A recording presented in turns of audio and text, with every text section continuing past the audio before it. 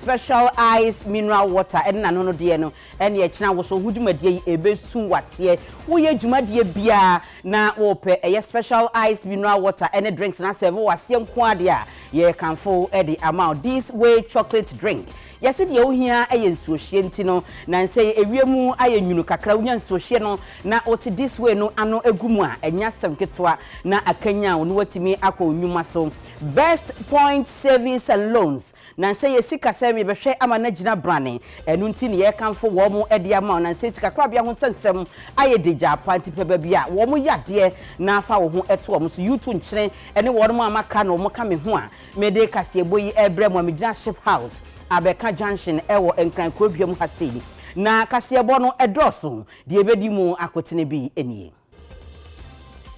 Yekopia mu ewo Asante Mantamu a eye Osafo treatment plant no empanifo se wo mu anya sika wo mu eba betrete mu amanatimi ason afie bebre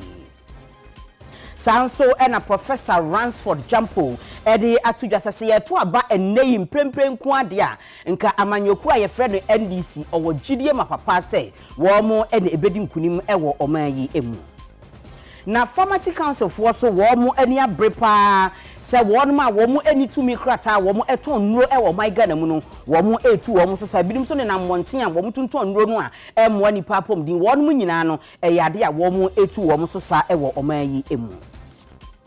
na ekopia mu ewo atoye mantamu a eye western region adrobafo a ewo ho ekyese wo mu akwan enye kura enu ntini se aban amehwe ansiesie ama wo mu ebeti atua wani gedie nsem so no nyankopon eye adoma ochina woso ho despite media woso ho 2023 no ye de be hwehwe so efri ayi mensa akwa akokopia mu ewo eye kitase park nsebika we hu ya editie na edihwe ne yesamufo asone so kwogen se memfamrem sepem to breka sebo enefie da awia yi mi ami bedi ho chia me eye musomfo adwoa obi ya obin ye mo enwura kasebo no emu ye komudia na ye ko Osafo hwe ahunidie ene ensuo hu ensemso eye honorable Cecilia Abna Dapa na odi atudwase aban enya sika afri World Bank for enchen ama ensiesi adwumadie eba bekoso ewo Osafo treatment plant ewo Asante Mantamu na we no kane no na sa treatment plant no afie be te se eye aduonu oha ene aduonum 250 na nanse sika no aba wo mode kwakotere mu ne de wo mbewie no yade a wo mbetimi di afie be te se eye 250 aka ho amasesia no aye ahenum 500 a wo mo ebehwe adi dwuma ewo Asante Mantamu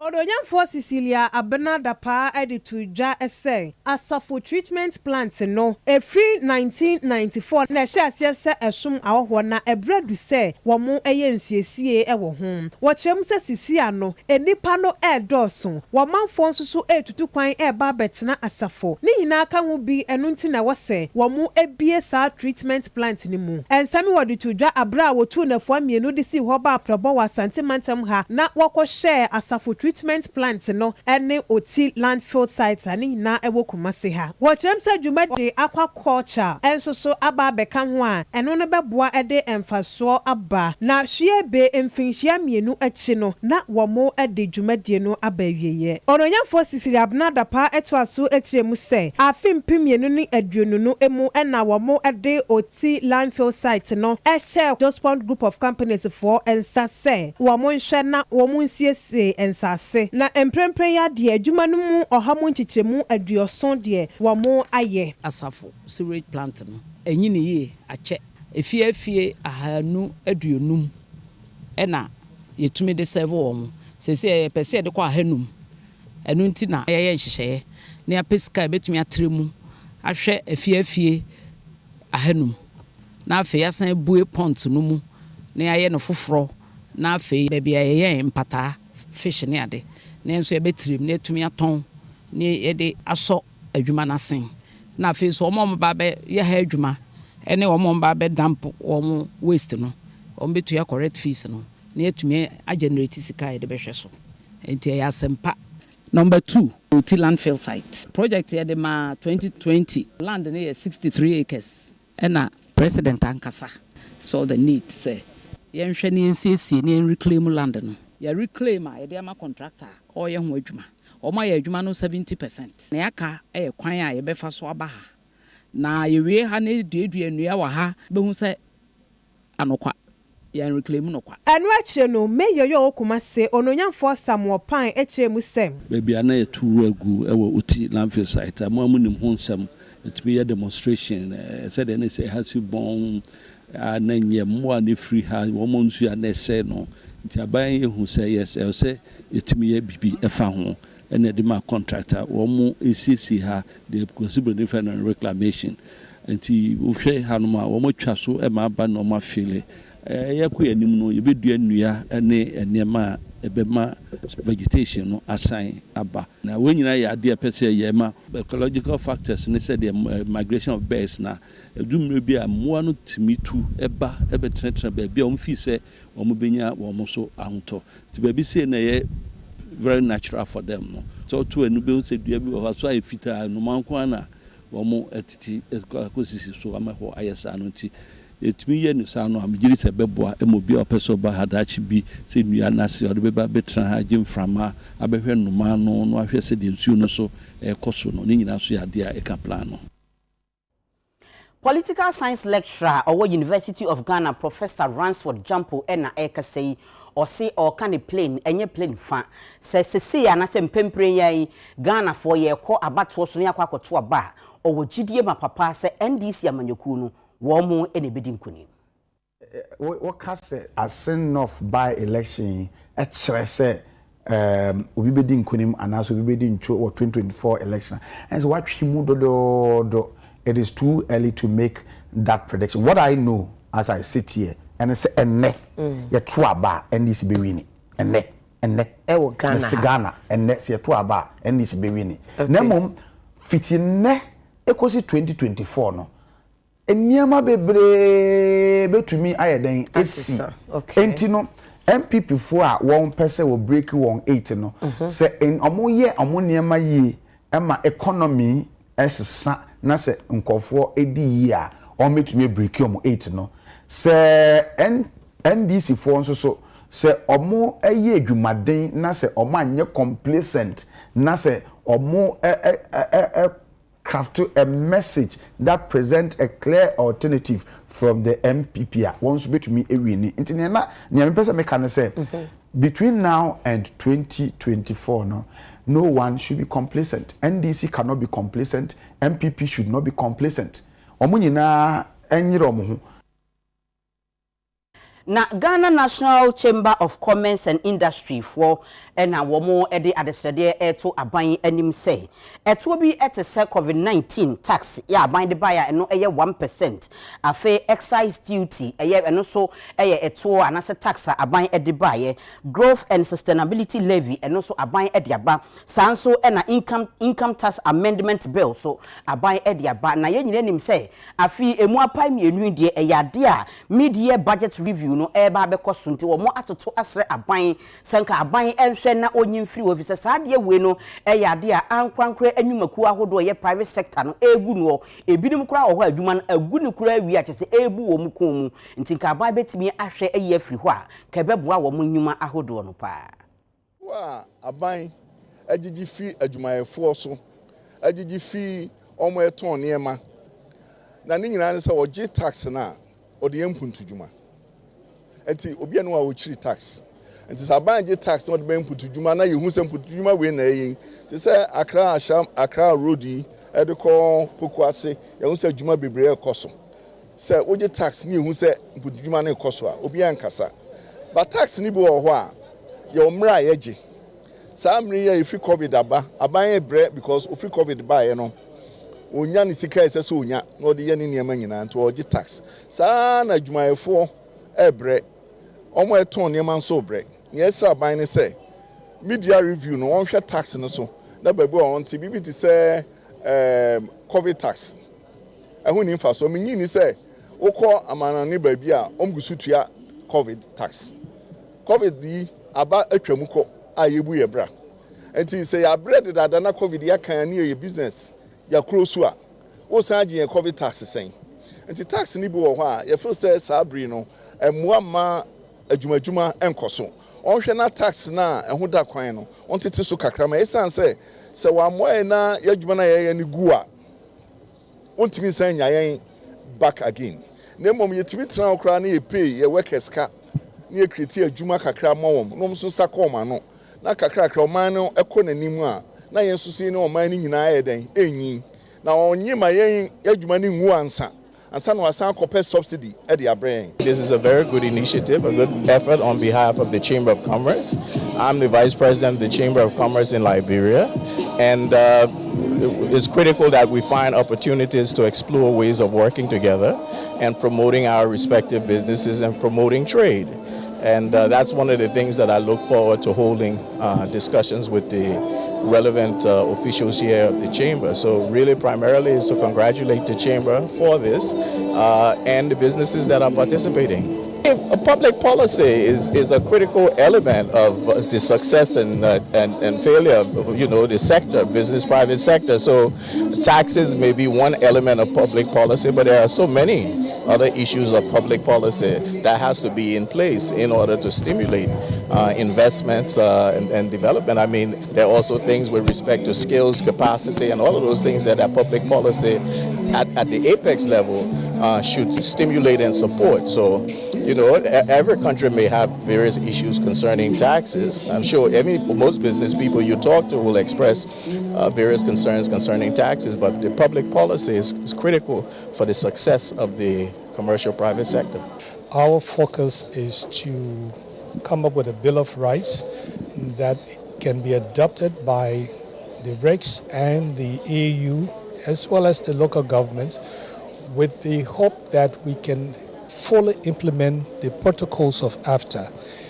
In history, our leaders have signed several protocols, and all of these are catered towards peace, security, economic unity, and so forth. We simply asking them to honor these protocols at the country level so that AFTA can be fully implemented. Ghana Energy Awards abasobodi adwumadi a de etosonson no wo mo apa ho entuma na saa abasobodi adwumadi mpanifo se wo ye na wo mo atimi de abo enipa binum a wo mo bo mo ho moden pa ewo energy sector no emu wo mo de bo wo mo abase se wo mo aboa ama eye sector no afa ntuma pa afra. Ghana Energy Awards we ne de etosonson mo de atintim so kwan mo fa so no mo de abo ankrankra ne anwumeku awodo a wonom anam mo sa so boa se ne be ya ahone ne adwumeku ne dwumadi ensem mo my Ghana mu no ne nyina ne betimi agina brane pa na ebra suafo be de chihosho ahone ne ensem so be Deputy Energy Minister Owura Andrew Japan mensa de ensem utudwa no na wo kire mu se wonmo epeso mu drum pempenso bi asa energy transition we ne nyina no wonmo ebetimi edi adru empempenso bi a chese ye be free se yede enframeja afei fango eni bidie epem boso ansa na ebia yenya ahonene ansa na yede adwumadie na emom ne yede akose yebedru eye renewable energy ne famu a ene yede mframa ena afei nso eye awia ena chese yede betimi de enya ahonene a ne nyina ne beboa ama wiem za chare bo brensem na ye pe ho asem aka ne nyina betimi awie pe ya ehon nsem no de tudwase. Government's vision for a just and equitable transition framework is a bold one that aspires to discharge our international obligations in the matter of climate change and a move away from fossil fuel use. But it is also a framework that recognizes the importance of our natural resources and our determination to ensure that these are not stranded and that the transition happens on our terms and nothing else. Under the leadership of Dr. Matthew Opoku Prempeh, Minister for Energy, the ministry is positioned to drive the president's vision, not just for energy transition, but for the energy sector as a whole. This is an article of faith for the Honorable Minister, and he remains resolute in his determination to provide the right leadership for this cause. We, his lieutenants, are committed to supporting him in that regard. Titinani a wo ba behwe ye ema wo mu ebi adwumadie no ano lawyer Kwame Jansoa na wode ensem atu edwa na wo kire mu se saa abasobodie wei no aboa yie papa esan se ekosoa eboa momanfo no enya nimdie ehweso wo so bayire wo ho abre wo mogani ahweso wo beboa honeni adwumayekuo no ene adwumadie ensem so ama na egina ne na so enti se wo hwe ampempenso wo modu ne se wo atimi aye bi pa enti yempene wo no mu so wo hwe a sa energy awards we no sononko ne say ye free bibi energy transition and now climate no aye basa ninti it looks as if say oil no contribute to climate change no inti so here Minister of Energy Honorable Matthew Opoku Prempeh what the nkrate bia by your friend energy transition framework ebehwe se ne Ghana be transit from your normal nyoma ye just to make sure that climate no to a renewable stage between now and 2070. We've introduced a new kind of laurel, which is the GA Hall of Fame. I recognize other past winners. In certain categories, we're winning about 3 times, 4 times, which shows that they are making a huge impact. In the introducing GA Hall of Fame, I recognize it. Companies, institutions, and individuals are all falling into such categories. Competitive side in the medical body, to say Energy Personality of the Year, Energy Institution of the Year, Visionary Leadership Award, Corporate Social Responsibility of the Year, Baby Energy Report of the Year. And report and you be first, not just for reporters, not journalists, but now you be my news anchors, editors. Because we want to recognize your efforts more can disseminate information into the general public. Yet wa kasiyebono eso na eye Africa Continental Free Trade Agreement no ade Ghana yegusu ayebo hu dawura wo headquarters no kra wo hana se de beya dwumadie na wo mu edie ebi etise trade agreement ene nhehye aka wo ho no enipa wo mu edidwa wo hyehyeye no ase wo mu ebehunu tie no eye Ghana Shippers Authority ene wo partners nche se wo no mo ka bi eye no wo mu aye Exporters Forum we ye dwumadie a wo mu ede afre local exporters a wo mu ewo my Ghana mu wo makokyerkyere wo mu eniema ahodo esese wo mu hu efa agreement no eho asan akyerkyere wo na se wo mabodawuro afa nhyehyere ahodo a ewo agreement no so ase. Ghana Shippers Authority any apamfo ahodo ene wo ka wo ntoma pam ano ene wo de Exporters Forum we nitintim so ewo nkran e ma adwadifo ewo o my Ghana ha no mo kyerkyere wo fa akwanya African Continental Free Trade Area no abode ato wonom de ama mo betime de abo mo adwadi ensem so nyina titiri wo mo kra eniema efiri nkofo aman so no mo de bi nso ko nkofo aman so ni nyina no eyade a wo kyerɛ mu sɛ aya na sɛ wo di dwa esefata sɛ wo hu nhyehyɛ pa ena afen so emra eda hɔ no mu a ni nyina no betime aboa wo mo wa adwene no mu aboma se be ede afa adwuma bi a wo ye eho eninti no mde sa workshop we nyina no etintim so ede ema wo mo a ebra Assistant Revenue Officer the Customs Technical Services Bureau ede ma Ghana Revenue Authority Owura Abdulaziz Saka ede ensem etudwa no wo kyerɛ mu se adwadifo no mfa akwanya African Continental Free Trade Area no abode ato wo no mde ama mo so no mfa niam anhya ase so mo de kwama no isan se wo mo nkofo ama so ahya ase kra ede bi ebo my Ghana ha no nti so wo mo eteda wanhwe yi a wo mo krampo ebedi kan e wadwadie ni mu anyamfa sopa e de afimu mpo asne Ghana for. And for some time now we've been receiving a lot of goods from Kenya and from Rwanda and recently Egypt, but we haven't been issuing a lot of certificates for our Ghanaian exporters. But we've established all the procedure, the protocols that you need for export. So please, we are receiving, but we are not sending out. So if you don't know where to find those informations, how many of you have copies? Please go to the first slide and download all the schedules, the liberalized list that falls under the various FTAs and take it from there. And what she adwadifo bi nso a wo mode niam akwa ama no ne nso e de aresede to aban no anim say ye ne mindful for ene ko compete. Look at the likes of Kenya, Nigeria, South Africa, any other countries. Omu take exporting is serious. Ama omu government no e show mo e help you financially. You cannot say the same for the Ghanaian exporter. Free trade agreement, not all the exporters any yet. Nti some of the background association to association. Omo exporting basket no say na agreement na SCA. Bayre say na SCA. Pineapple for say na SCA. Ne ye na ya ti ase ye. There were language barrier.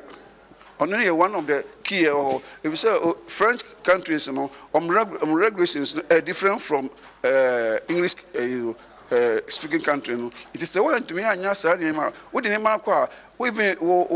price the or no your French ni now we or your English ni no. On tiasie. The Krakra Mono ne head Edema Freight and Logistics Ghana Shippers Authority Ora Fred see do that and so train and come. After ne buy and share danche na e was say ye to me ebohunde wuro a kopim mpempenso a Ghana for betumi I take advantage and as enya ho mfaso aha eno any idea me say idea ye di besi yen so akobenemum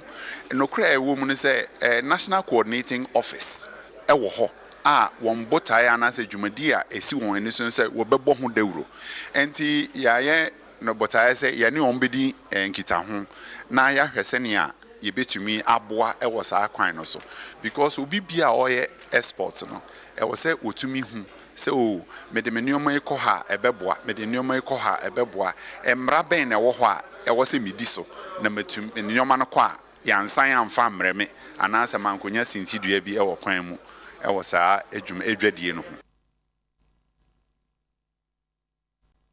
Na Automobile Assemblers Association of Ghana AG for eye enkabomku a wo mu edika ho edwa e wo man Ghana mu na wo de won a 2023 Automobile Summit no wo mu e de akwa kogu na sa adwumadie we no enwumakuo bi a wo mu ehso ase anasa wo mu so wo mu eye Africa Continental Free Trade area no secretariat no eboa wo mu pa sanso e na Ghana Investment Promotion Center e na afa Ministry of Trade and Industry wo mu nyina ekokoboa ye ema wo makodwendwen kwanya hodo a wo mu ebefa so ama adwumakuo no sa sector ho no afa ne ntoma pa afra vehicle assemblers en watwini nyina no makam ho abom na mo yes summit we on pese Ghana fo nyina hu de vehicle assemblers ebom ho modern said on betimi apagya vehicle manufacturing mu e Ghana ha. You see, this part of business we know very capital intensive in doing here saying go for this calibration na de ye ebema atraseda from 1960s no and the vehicle assembly no ni enye policy biaye ni enchofwe nto ho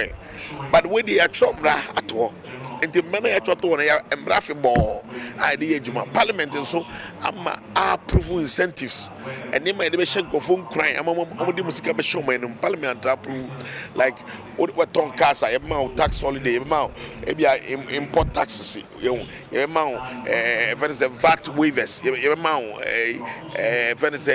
the national health insurance waivers e ma that taxes na kabo o kan nyina aboma e about 30% or more tax and any ngofo omoye vehicle manufacturers no omunya enti no ade ya se baba na aba na baba tenase enko bia aban bia enti metwam. Since we have now started doing our assembling, we are looking into the next phase where we can create our own local used cars, because if we are able to produce and people are using our vehicles where they can use our vehicles for a period of about 2 years, 3 years, or 4 years, this car can become a used car, and even a good used car that you have the DNA of the car, you know what car that we've been using, because all these cars will be going through a proper check and then servicing. So there's a more history, unlike the ones that we are importing that we have probably not any information about them. You get into the market, and the first thing that you have to do is you need to buy parts, you have to change this, you have to, and sometimes it does not even work. So this is an area we want government to come in, fully supported, and we can change that game. We can upscale our used car into our own locally used car market. government should put money in a private enterprise or agency to help to give loans to Ghanaians to buy these vehicles and pay over a period of 5 years or for cars, and maybe 8 years or 10 years for commercial vehicles. So they'll pay piecemeal. But if you expect Ghanaians to go and buy a vehicle, a brand new vehicle for $10,000, they probably don't have that money. So the thing is to create a vehicle purchase scheme so that people can buy instrumentally. That is what is done elsewhere.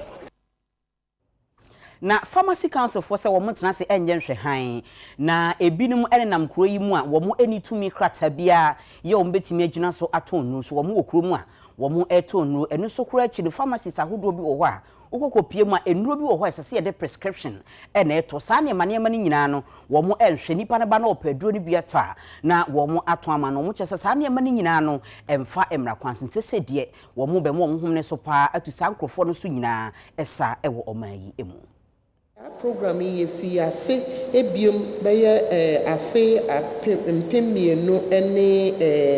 dunkron 2019 na oma ye di kan emomo chro nsohwe no omo chro no 2020 na efi 2020 a ye fi ase se ye chotro mudin ewo yen krata mu no ye timi achro ana ya register enipa no 17,475 eye empem dunson ene ahanai edioson enum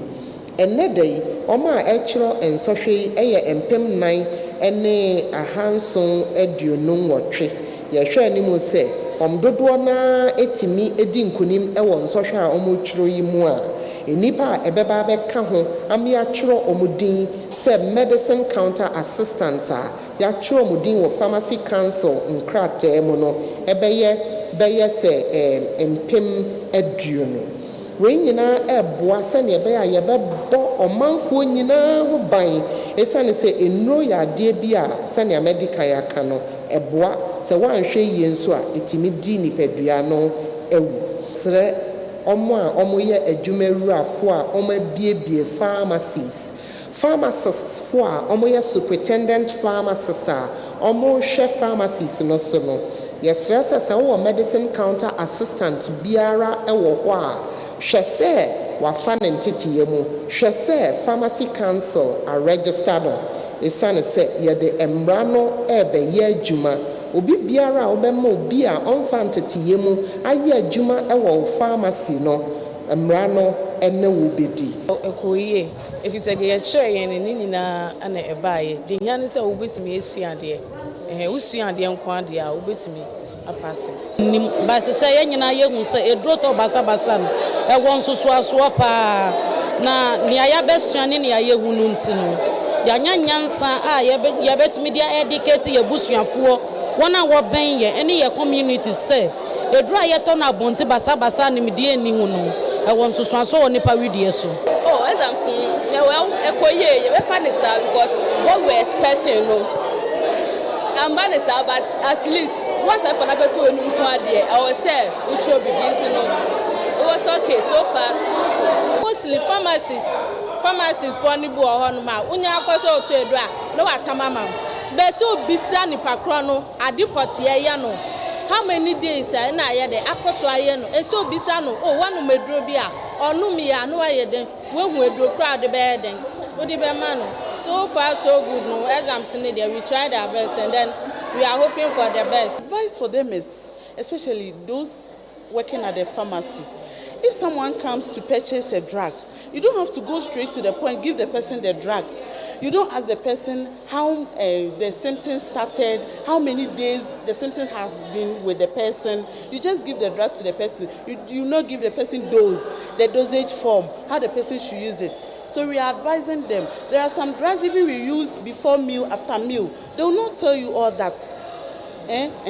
So you get side effects. You can damage your liver, your sides, so many side effects, stomach ulcers and others.